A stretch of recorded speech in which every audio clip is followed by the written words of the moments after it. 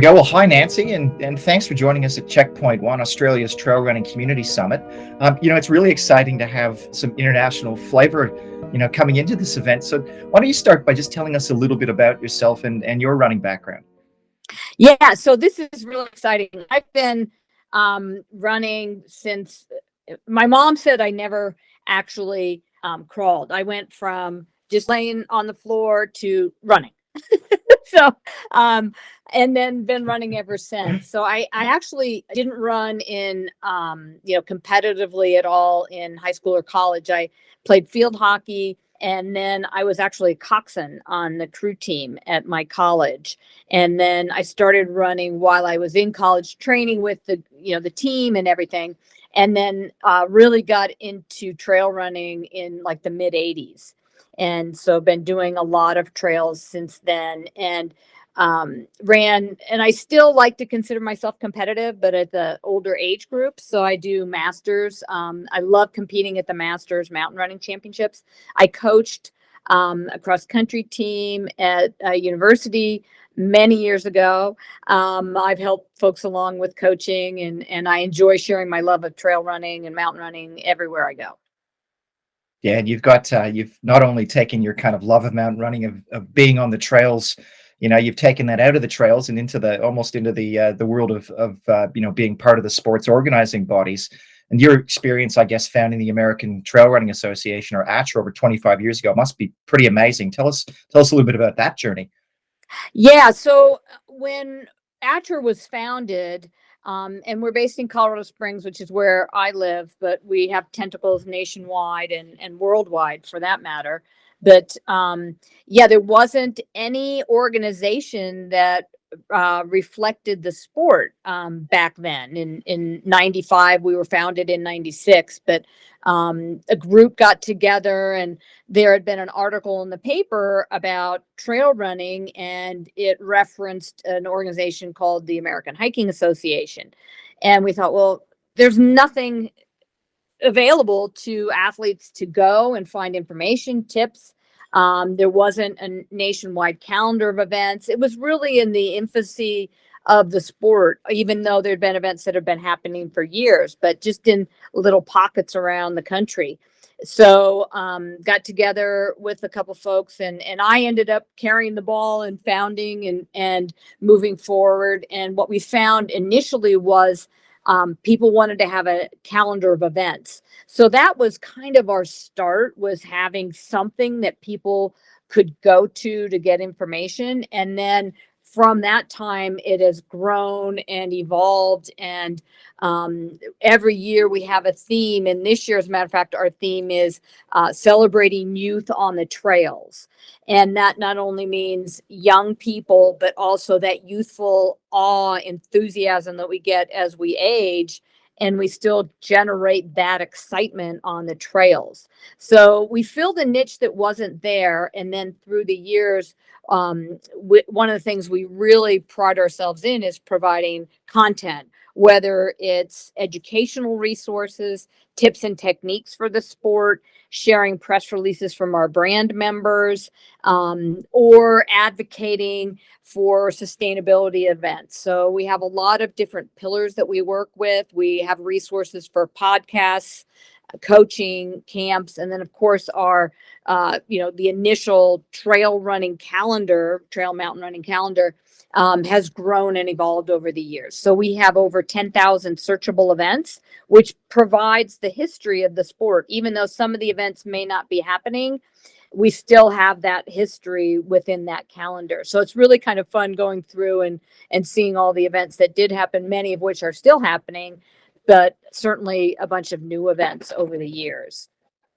Yeah, it's interesting. It kind of grew from the community wanting to know, where do we go to find these adventures, and then it's obviously grown into something more. How have you seen the community kind of change in what they want from an association like ATRA over the years? Has there been kind of an evolution of the trail running community and what they really need from an association? Well, it's really interesting. It's a very good question. And the big word is community. And I think that sense of community is something that trail runners, mountain runners, they gravitate towards. And the trail community, as you know, is a very warm, embracing, familial type of environment. And I think part of that has to do with the love of nature, that mental release one gets from being out of doors.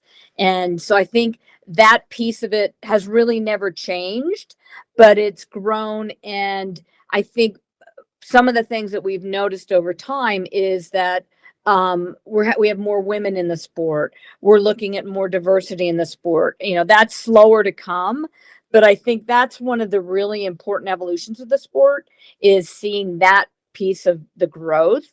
And the welcoming atmosphere of trail running is certainly at the forefront, of every piece of it. So we've tried to stay really current and relevant within the community, and building on things that are very relevant within you know, within the world, whether that's the sustainability angle, the diversity, equity, inclusion, all those pieces together. And I think the focus on the environment is certainly very important as we, you know, work through climate change, or work with climate change. So, yeah. And I think the other piece too is people are really hungry for information about the sport.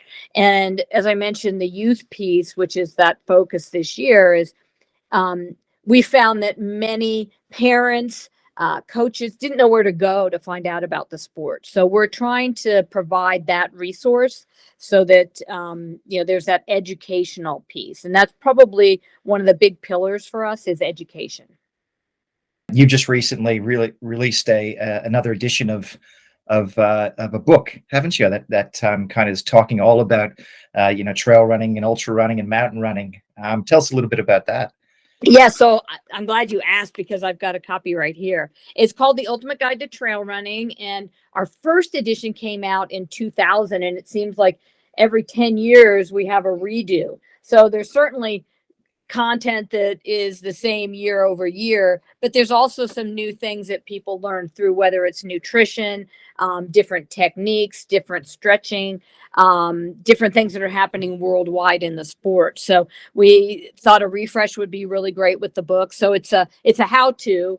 And we also did a few where-to books. I have a co-author in Adam Chase, and he also lives in Colorado, up in Boulder. I think a lot of people are familiar with the Boulder area. And so we're really pleased, and the book just came out this month. So very excited about that.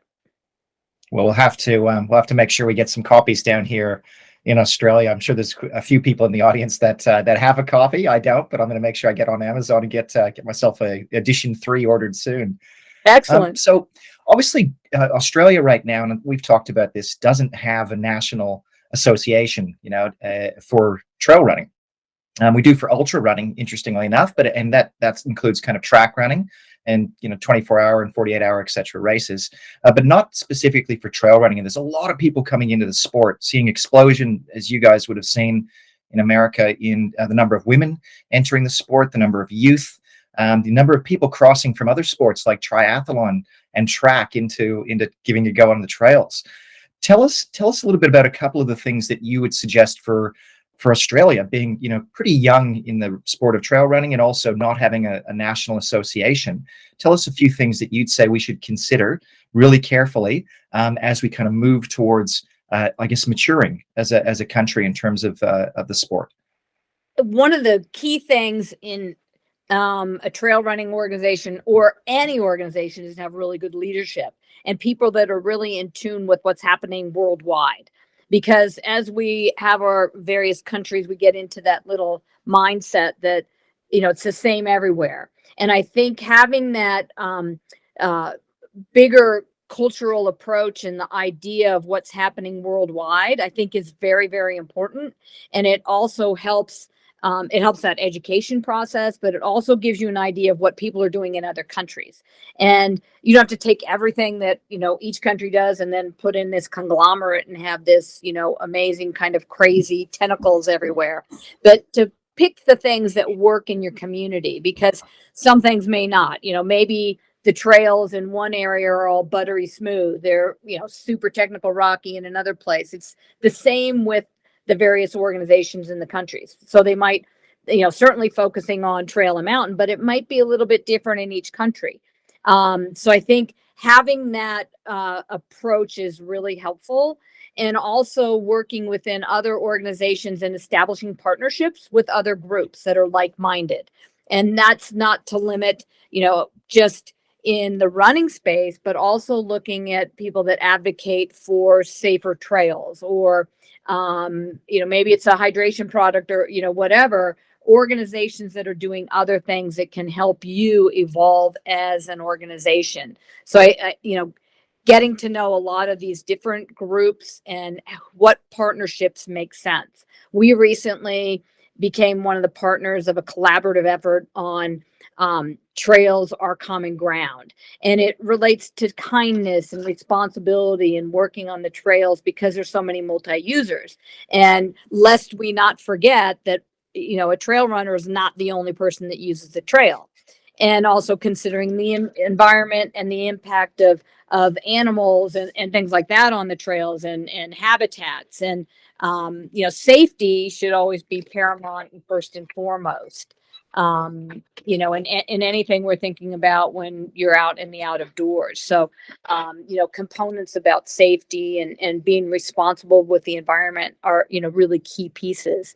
And in the US, we have obviously USA Track and Field, and Mountain Ultra Trail Running started that piece back in, and I was involved with the founding of that entity within the long distance running division.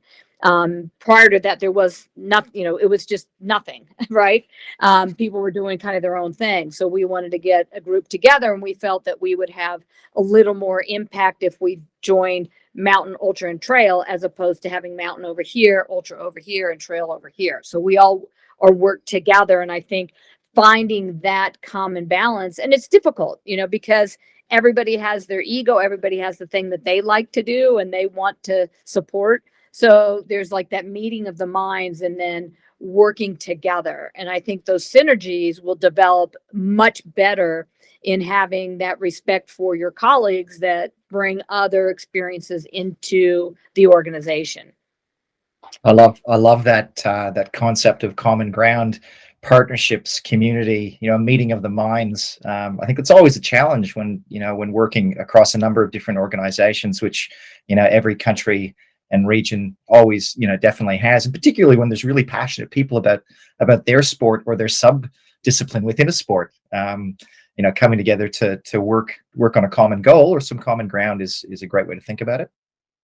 Yeah, oh, 100%. And, I think as you go through the developing of an organization, it's not all easy, so it's not like we got from A to B and it was a piece of cake and everybody was, a group hug fest. There's definitely stumbling blocks in life as there are in starting an organization. So I think navigating it the best that you can, and being open and willing to hear other people's ideas is essential to moving forward.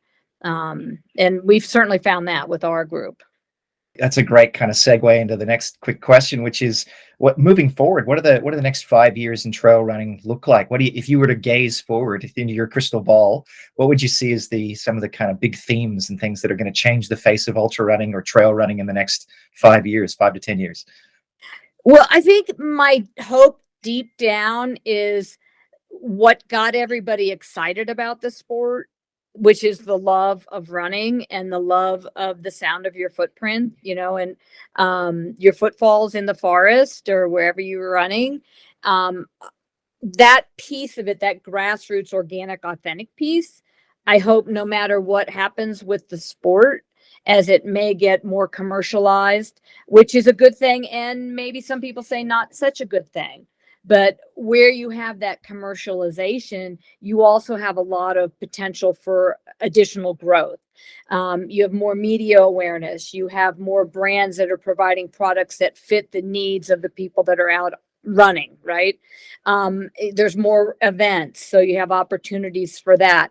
The biggest concerns that I have going forward are the environment, because we're very fortunate that we have the outdoor gym space, right? When you have an indoor gym space, you've got your infrastructure, you take care of it. When paint peels, you paint the paint, and people pay money to go in an indoor gym.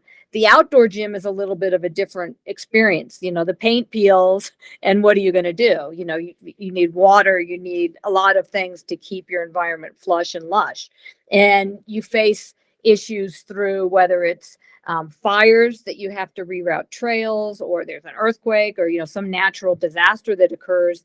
And there's also that infrastructure within parks and things where trails are done, or trail running is performed, that need support in making sure the trails are accessible, sustainable, and usable.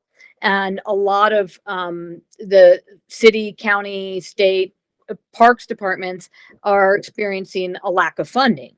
And so, what do you do with that, right? So, I think the most important thing for trail runners is to have trails on which to run. So, how do we sustain that so that we continue to be able to run on trails, right? And care for the environment. So, I think that's a piece.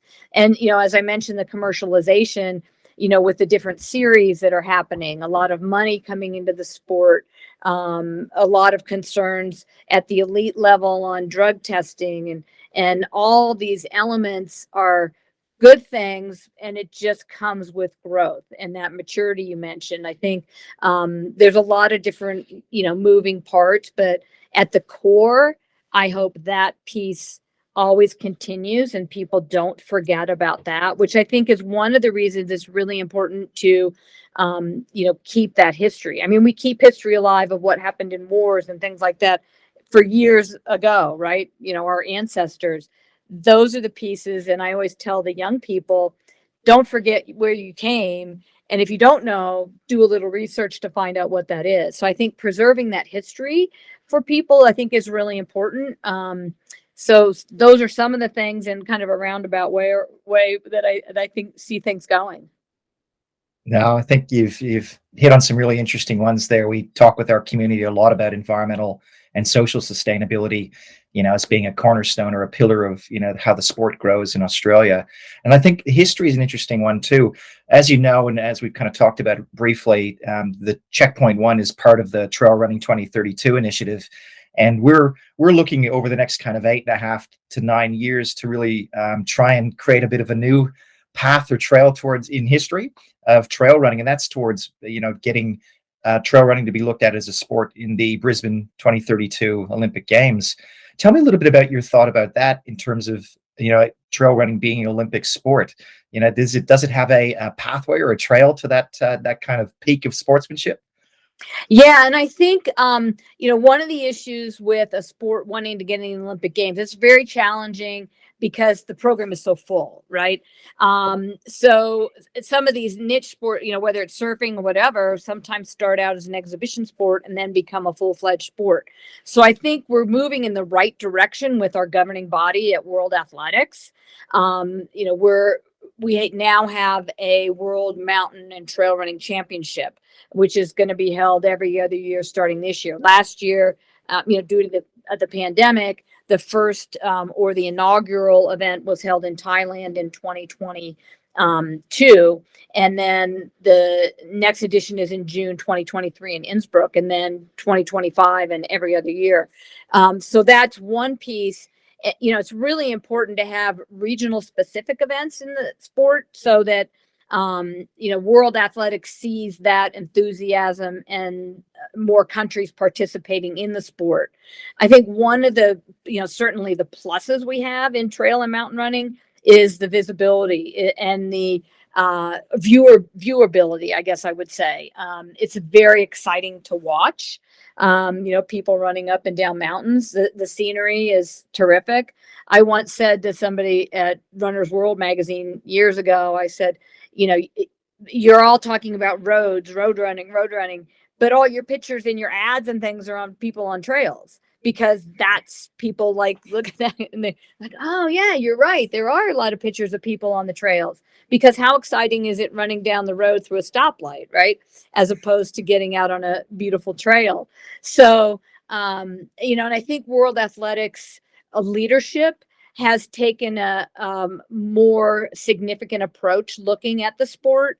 The goal for that council has been cross country, but certainly trail and mountain.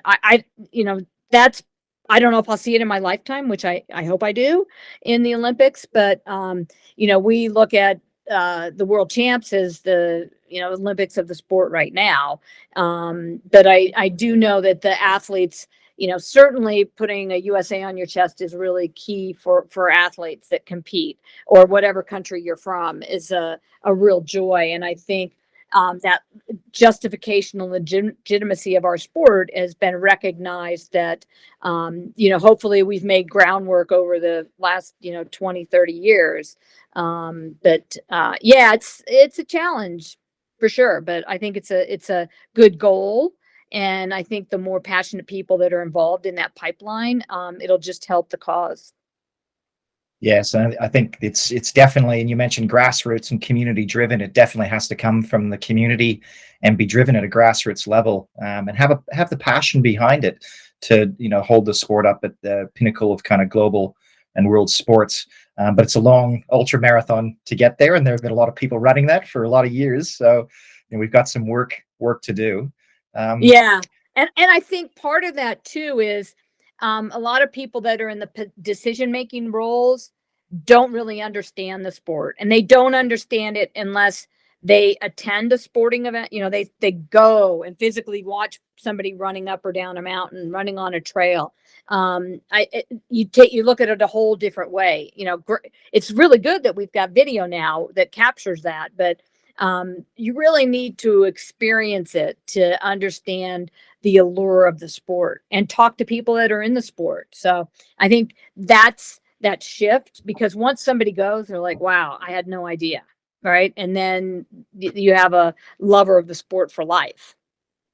Well, that's certainly what we're trying to create in Australia, in terms of the experiential lovers of the sport and people getting into trail running. And we see new events every single week across Queensland, and we see it across Australia as well. You can almost not find a weekend where there isn't your pick of events within a 50-kilometer radius of you. So we're obviously building something that's kind of new at a national level down here in the land down under in Australia. If you were to give just even one or two pieces of finishing advice to all us Aussies, or Canstralians in my case, being a Canadian Australian, what would that piece of advice be to help us to really make sure that we grow the sport from a grassroots and a community level driven kind of way?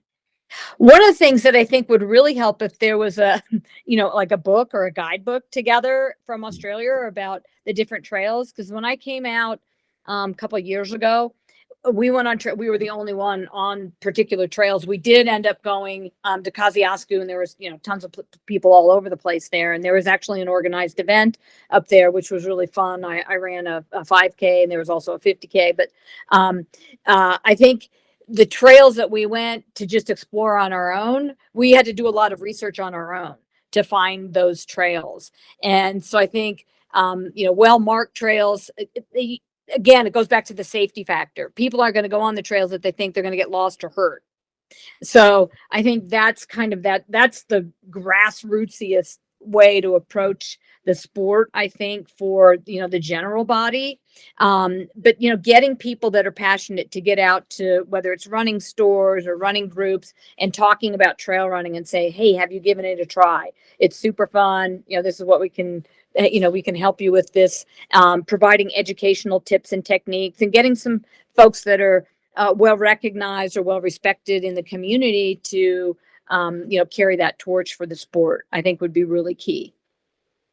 Fantastic. Well, I know there's a whole bunch of people here at CheckpointOne, Australia's community trail running summit, that are ready to carry the torch forward, and certainly are excited about expanding the sport, but making sure to keep that grassroots and community base behind it.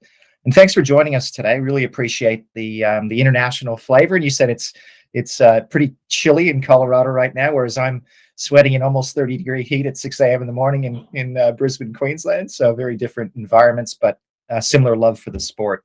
So thanks very much for joining us, and really appreciate your time and effort and all the work you've done for the sport over the last 25 years. Yeah, thank you. And please share my contact information if you'd like with the group. I'd be happy to take any questions and help on your trajectory going upward and getting everybody to love our sport. Absolutely, we certainly will, and no doubt the whole CheckpointOne Trail Running 2032 team will be in touch with you over the next few years. So thanks very much. You bet.